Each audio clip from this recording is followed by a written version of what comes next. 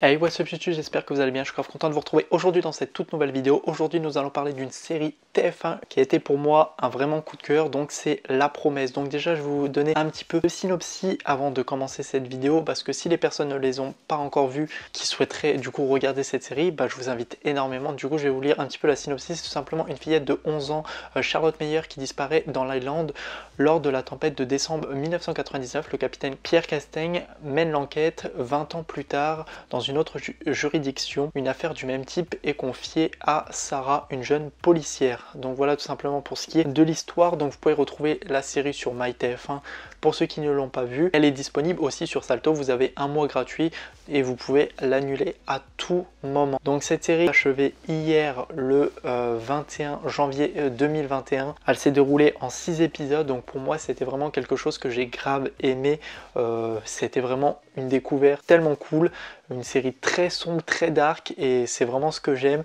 Donc encore une série policière, vous allez me dire, mais les séries policières c'est vraiment quelque chose qui est marqué dans les séries françaises, et c'est quelque chose que le français a de mieux à faire, et je trouve qu'il réalise très bien. On peut parler de Section de recherche, on peut parler de Insoupçonnable qui était une série policière. Il y a vraiment eu énormément de choses qui ont été tournées en série policière, et c'est vrai que France est très très bonne dans ce domaine. Donc je vais vous donner tout simplement mon point de vue sur cette série. Moi c'était vraiment un coup de cœur de dingue. Donc à commencer par un décor somptueux plongé entre deux époques différentes, un côté glaçant et dark, ce qui assombrit tout ça et qui montre que outre l'affaire d'enlèvement, qu'il y a eu des cœurs brisés dans la vie de chacun, et le réalisateur a su très bien jouer avec ses couleurs pour donner vie au décor et provoquer une émotion de tristesse noire aux yeux des téléspectateurs. Je note aussi que il y a un moment dans la série, donc c'est-à-dire le moment où il y a eu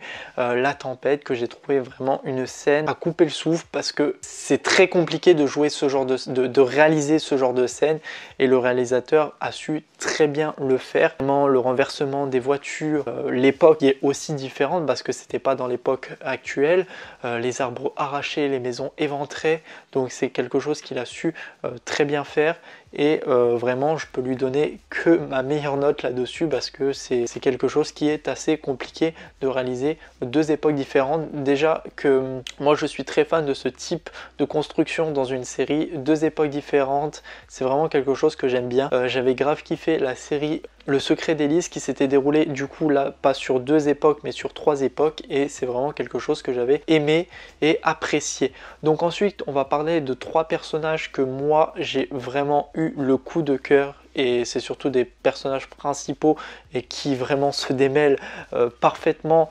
dans chacun de leurs rôles. Ils ont vraiment chacun quelque chose à apporter plus ou moins à la série, et c'est vrai que ça a été pour moi une révélation sur ces trois acteurs. Bon, un que je titrerai et que vous allez voir parce que c'est le premier personnage que je vais parler, c'est tout simplement Pierre Castaigne, qui est joué par Olivier Marchal. Olivier Marchal est tout simplement remarquable et joue un rôle très atypique dans sa conception. Il a vraiment un rôle très atypique dans son comportement, et à vouloir remuer ciel et terre pour retrouver la petite Charlotte, il arrive à dénoncer un rôle qu'il maîtrise bien.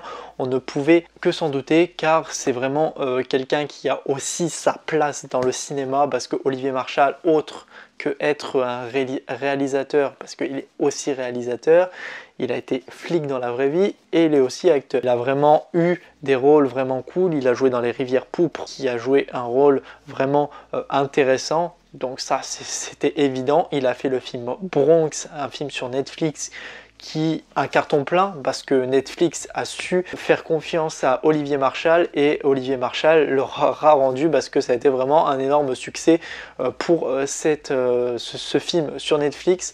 Donc on savait très bien que Olivier Marchal allait réussir à montrer de quoi il est capable, dans son caractère, dans sa tonation, dans tout ce qu'il fait. Vraiment c'est quelqu'un qui sait y faire dans son rôle, et vraiment il avait toutes les chances d'être en tête de ce nouveau polar sur TF1. Donc ensuite il y a Sarah Castaigne, interprétée par Sophia El-Saidi, qui se démarque elle aussi très bien, que je ne connaissais pas. C'était vraiment une découverte dans cette série. Moi je la connaissais dans la Star Academy parce que voilà, elle était aussi chanteuse, hein. C'était vraiment là que moi je la connaissais, j'ai vu qu'elle avait fait d'autres rôles, mais je ne connaissais pas trop ce qu'elle faisait réellement, et là l'avoir mis en avant dans cette série est vraiment très intéressant. Ça a été pour moi une bonne découverte et je suis très content qu'elle ait été mise à ce casting. Moi j'y croyais dur comme fer à son interprétation et à cette femme au caractère fort qui, parce qu'elle n'est pas en paix avec son passé, a bien du mal à vivre le présent et à profiter de sa vie. Donc elle a voulu aussi faire comme son père, remuer ciel et terre pour pouvoir permettre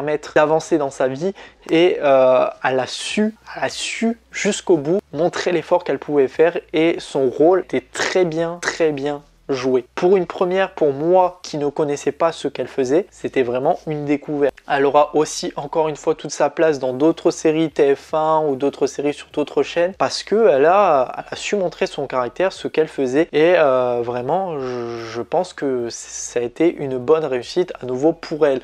Ensuite, on va parler de Laurent Deutsch. Bien évidemment, Laurent Deutsch est un personnage qui est extrêmement connu. Il joue du coup le rôle du commissaire Jérôme, vraiment misé surtout sur les deux côtés, parce qu'il joue tout simplement lui dans les années 99 et lui dans le présent. Donc ça a été vraiment quelque chose d'assez cool de voir ça, parce que c'est très rare où il y a dans deux époques différentes, souvent c'est une interprète dans l'autre et un interprète dans l'autre. Là vraiment il a joué les deux rôles dans les deux époques différentes, et vraiment il joue le côté vraiment paisible dans la première partie d'époque et vraiment plutôt le côté grognasse dans la deuxième. J'ai trouvé ce petit côté assez intéressant, parce que du coup il a su montrer ces deux caractères différents, et ça a été super cool. Je pense qu'il a dû s'éclater dans son rôle. Ils ont juste dû lui faire les cheveux un petit peu ondulés, les cheveux plats, et le faire vieillir aussi, mais vraiment ça a été pour moi aussi un personnage que j'ai énormément kiffé. Ensuite, on va parler d'une petite hype. Donc pour moi là, c'est vraiment tout le côté que j'ai apprécié au niveau des personnages. On va juste parler d'une petite hype que j'ai entendue aujourd'hui, un peu au milieu des épisodes et qui commençait à m'agacer. Il y a eu déjà la première hype que tout le monde a commencé à parler. Non mais c'est incompréhensible, comment on peut laisser une enfant seule alors qu'elle n'a que 11 ans. Donc c'est vrai que aussi c'est quelque chose que les gens n'ont pas compris et que moi je comprends à mon sens. Après je pense qu'il y a d'autres personnes qui seront dans le même cas que moi. C'est vrai que on ne peut pas laisser une fille seule de 11 ans, mais on est dans les années 99, n'oubliez pas, on est 20 ans en arrière, on n'avait pas la même mentalité, pas les mêmes caractères, et surtout qu'il y avait moins de détraqués qu'à l'heure actuelle. On vivait dans un siècle différent, et c'est vrai qu'il faut aussi mettre ce côté vraiment devant, parce que c'est aussi ça qui montre pourquoi le réalisateur a fait ça. Ensuite, une autre hype, là vraiment pour ceux qui ont regardé jusqu'ici, quittez, parce que c'est vraiment du spoil. Donc tout simplement, on a entendu, les téléspectateurs ont tout simplement vu cette petite incohérence qui pour moi n'est pas du tout incohérente, et elle est justifiable. Au moment où Anaïs, qui est du coup celle qui a enlevé Charlotte et qui l'a tuée et qui a enlevé Fanny, donc elle évoque à Sarah qu'elle a dit à son père que c'était elle qui avait aussi enlevé et tué, et qu'elle était mêlée de bien à cette affaire. Du coup son père n'a pas voulu entendre tout ça, et c'est pour ça qu'il s'est suicidé. Donc pas mal de personnes se sont dit mais c'est extrêmement bizarre, pourquoi son père a pu penser ça alors que ils étaient tous ensemble dans la voiture au moment où il y a eu la tempête, et c'était aussi le moment où Charlotte s'était fait enlever. Sauf que le réalisateur a voulu montrer que en fait tout simplement le personnage avait complètement perdu la tête, et c'était pour ça, c'était vraiment ce que recherchait le scénariste dans sa réalisation. C'était pour montrer que une affaire non résolue, ça avait énormément d'impact sur la vie personnelle de la vie des policiers, et c'est pour ça qu'il a voulu montrer que il avait complètement perdu les pédales et qu'il commençait à devenir fou, et qu'il se rappelait pas du tout de ça, et que voilà, ça lui a tellement pesé que il a décidé de mettre fin à sa vie, et c'est pour cela qu'il s'est suicidé. Donc vraiment ces deux petites, on va dire, incohérences qui finalement ne le sont pas, enfin pour ma part, vraiment TF1 a misé gros sur cette série, et ce qui lui a donné son succès, parce qu'il y a eu quand même 7 200 000 téléspectateurs en moyenne sur les 6 épisodes, ce qui est vraiment un gros succès pour une série TF1, donc j'en suis vraiment ravi parce que c'est une série que j'apprécie énormément. En conclusion, un casting très convaincant, une histoire qui ne met pas le doute à aucun moment de l'intrigue et qui laisse donc le téléspectateur sur le choix du doute. Une ambiance propre à son univers et avec tout ce qu'on aime. Donc voilà pour ce qui était de ma critique. Vraiment, n'hésitez pas à me dire vous dans les commentaires ce que vous en avez pensé. Moi vraiment ça a été une révélation, j'ai été vraiment très content de cette série, j'ai vraiment attendu cette série avec impatience et j'en suis pas déçu du tout. Je note cette série 10 sur 10 parce que vraiment j'en suis très content et j'espère en tout cas revoir ces trois personnages ensemble qui sont vraiment très intéressants dans une future série, dans une future adaptation, dans un spin-off, etc. Vraiment parce que j'étais très contente de voir ces trois personnages ensemble et tout ça, le décor, tout ça, j'ai vraiment énormément kiffé. Donc n'hésitez pas, vous, à me dire dans les commentaires ce que vous en avez pensé, est-ce que vous avez aimé, vous n'avez pas aimé, pourquoi vous n'avez pas aimé, dites-moi tout ça. N'hésitez pas à commenter, partager la vidéo, à vous abonner, c'est super important, et à lâcher votre petit like. On se retrouve très prochainement pour une nouvelle vidéo. Allez, salut tout le monde, peace!